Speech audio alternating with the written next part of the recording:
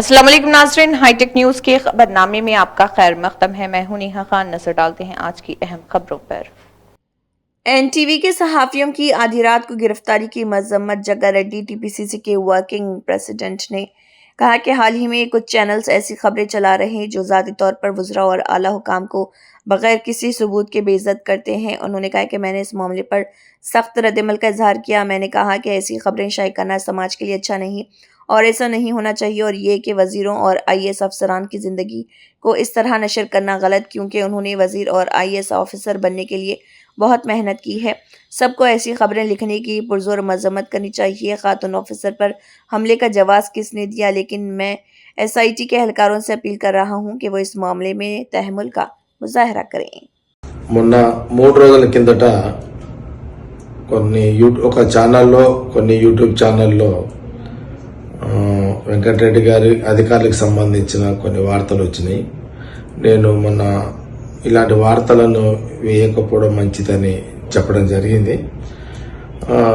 నేను మళ్ళీ ఒక వీడియో రిలీజ్ చేయడానికి కారణం ఏంటంటే, సరే ఏం జరిగిందా ఏం జరగలేదని మనం పక్కకు పెడితే దీన్ని మీద కొంత నేను వీడియో ద్వారా నేను కోరుతున్న ఏంటంటే, ఇప్పుడు గవర్నమెంట్ కూడా సిట్ కమిటీ వేయడం జరిగింది. కొందరిని జర్నలిస్టులని అరెస్ట్ చేసినట్టు కూడా వార్తలు వచ్చినాయి.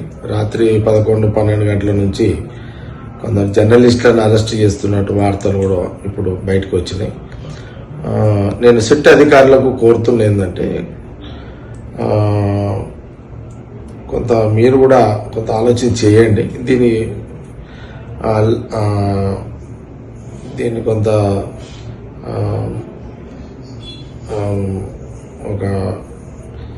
దీన్ని ఇక్కడికే అదంటే సిట్ అధికారులకు కూడా నేను కొంత నా ఆలోచన ఏంటంటే, సరే కొంత మీకు కూడా ఆవేదన ఉంటుంది, అధికారుల మీద కూడా వార్త వచ్చింది కదా అనే ఫీలింగ్ మీకు కూడా ఉంటుంది. దాన్ని ఎవరం కూడా సమర్థించము. అధికారుల మీద వచ్చిన అధికారుల మీద, రాజకీయ నాయకుల మీద, ఎవరి మీద పర్సనల్ విషయాలు లేని ఉన్నట్టుగా వార్తలు వస్తాయి. ఎవరు కూడా దాన్ని సమర్థించము, దాన్ని ఎవరు కూడా ప్రోత్సహించము. దట్టు మహిళా అధికారుల మీద అసలుగా ఎలాంటి వార్తలు వస్తే దట్టు ఎవరు కూడా మేము ప్రోత్సహించము. అధికారుల మీద వచ్చినా, రాజకీయ నాయకుల మీద వచ్చినా, లేనిది ఉన్నట్టుగా ఎవరు వార్తలు వేసినా అది తప్పే. దాన్ని తీవ్రంగా అందరం ఖండించాల్సిందే. అది ఏదో దాన్ని కూడా మనం ఆల్రెడీ ఖండించినాము. అయినా సరే ఇప్పుడు కమిటీ ద్వారా కమిటీ వేసారు, గవర్నమెంట్ కమిటీ వేసింది. కానీ కమిటీ కూడా ఇంత అర్ధరాత్రి పూట అరెస్టులు జర్నలిస్టులను అరెస్ట్ చేయడము, ఎంక్వైరీ చేయండి. ఏం జరిగింది ఏం జరగలేదు పిలవండి, ఎంక్వైరీ చేయండి. నిజాలేంది అబద్ధాలేంది ఎందుకు ఇట్లా అనేది ఎంక్వైరీ చేయండి. సిట్ అధికారులు మీ ఎవరైతే ఛానల్స్లలో వేసారో వాళ్ళ పిలిచి ఎంక్వైరీ చేయండి. కానీ రాత్రి పూట 11:30కు 12 గంటలకు 1 గంటలకు ఎక్కడ పడితే అక్కడ ఆ జర్నలిస్టులను అరెస్ట్ అనేది కొంత ఒక భయంకర వాతావరణానికి ఇది దారితీస్తుంది. అర్ధరాత్రి జర్నలిస్టు అరెస్టు అనేది ఒక భయంకర వాతావరణానికి ఇది దారితీస్తుంది. దీని మీద సిట్ అధికారులు, డీజీపీ గారు, అధికారులు అందరు కూడా నేను గవర్నమెంట్ కూడా ముఖ్యమంత్రి గారితో కూడా వారు కూడా అందరితోటి అధికారులతో మాట్లాడమని నేను కోరుతున్నా. సరే సిట్ కమిటీ ముఖ్యమంత్రి గారు సిట్ కమిటీ వేయడానికి ఏంటంటే, అసలు ఏం జరిగిందో ఏందో అని తెలుసుకోవడానికి వేసి ఉంటారేమో గవర్నమెంట్. కానీ సిట్ అధికారులు ఇంత అర్ధరాత్రి కూడా అందరినీ భయపడే విధంగా, భయాందోళనకు గురి చేసే విధంగా, జర్నలిస్టులకు భయపడే విధంగా ఈ అర్ధరాత్రి కూడా అరెస్టులు చేయడం ఎందుకు? సిట్ అంటే కమిటీ, అది మీరు ఎవరి మీద అయితే ఉందో వాళ్ళని పిలవండి, నోటీసులు ఇవ్వండి, పిలవండి. వాళ్ళని ఇన్ఫర్మేషన్ ఏది కరెక్ట్ ఏది రాగు, మీరు ఈ వార్తలు ఎట్లా ఇష్యూరు అని ఎంక్వైరీ చేయండి. దాని తర్వాత మీరు కేసులు చేయండి. కానీ మీరు డైరెక్ట్గా అర్ధరాత్రి పూట అరెస్టులు జర్నలిస్టులు చేసేసరికి అయితే జర్నలిస్టులు ఒక ఫీలింగ్ వస్తుంది, ఈ అర్ధరాత్రి అరెస్టులు ఏంది అని ఒక ఫీలింగ్ వస్తుంది. అలాంటి ఒక యుద్ధ వాతావరణానికి దారి తీయొద్దని సిట్ అధికారులు కోరుతున్నా. తక్షణమే ఇప్పుడు మీ కస్టడీలో ఉన్న అధికారులందరినీ కూడా వదిలేసేసి మీరు వాళ్ళకి నోటీసులు ఇచ్చి పిలిచి మీ దగ్గర ఏం ఆధారాలు ఉన్నాయి, ఏ ఆధారంతో మీరు ఇలాంటి వార్తలు రాస్తున్నారని అడగండి. దాని తర్వాత మీరు ఎలాంటి యాక్షన్ తీసుకుంటే బాగుంటుందని ఇప్పుడు నిర్ణయం తీసుకోండి. ఈ అరెస్టుల ద్వారా ఈ అరెస్టులు అనేది ఆపండి, జర్నలిస్టులు అరెస్టులు అనేది ఆపండి.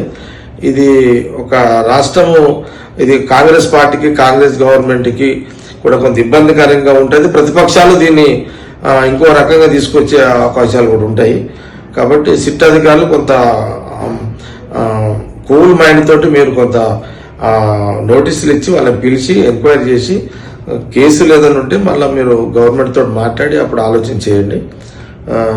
ఈ అరెస్టులు అనేది మీరు ఆపితే బాగుంటుందని ఆలోచన సిట్ అధికారులకు మీడియా ద్వారా నేను కోరుతున్నా. దయచేసి మా ఇంట్లో ఆడపిల్లలు ఉంటారు, మా ఇంట్లో ఆడపిల్లలన్నా మేము కూడా ఫీల్ అవుతాము. ఐఏఎస్ అధికారులు ఆడవాళ్ళం కూడా అనే దాంట్లో నేను 100% అది ఎవరు వేసినా తప్పే. ఐఏఎస్ అధికారులు మీ ఆడవాళ్ళకు సంబంధించిన ఐఏఎస్ అధికారుల మీద ఎవరు వార్తలు తప్పులు ఎవరు వార్తలు రాసినా తప్పే. నేను దాన్ని తీవ్రంగా ఖండిస్తున్నా. వెంకటరెడ్డి గారి మీద కానీ అధికారుల మీద రాసిన వార్తలు నేను పూర్తిగా ఖండిస్తున్నా. అలాంటి వార్తలు ఎవరు రాసినా తప్పే. కానీ మీరు ఎంక్వైరీ చేసుకోండి, పిలవండి, నోటీసులు ఇవ్వండి, అని అడగండి. ఆ రకంగా మీరు మూగాండి. కానీ ఇట్లా అర్ధరాత్రి కూడా అరెస్టులు చేసి ఒక భయం, జర్నలిస్టులు అందరినీ అరెస్ట్ చేస్తున్నారు, ఒక యుద్ధ వాతావరణం తీసుకురాకండి అని నేను సిట్ అధికారులకు కోరుతున్నా. డీజీపీ గారిని కూడా కోరుతున్నా. తక్షణమే డీజీపీ గారు కూడా సరే ఇప్పుడు ఈ కమిటీకి సజ్జనార్ గారు ఉన్నట్టున్నారు, వారిని కూడా నేను కోరుతున్నా.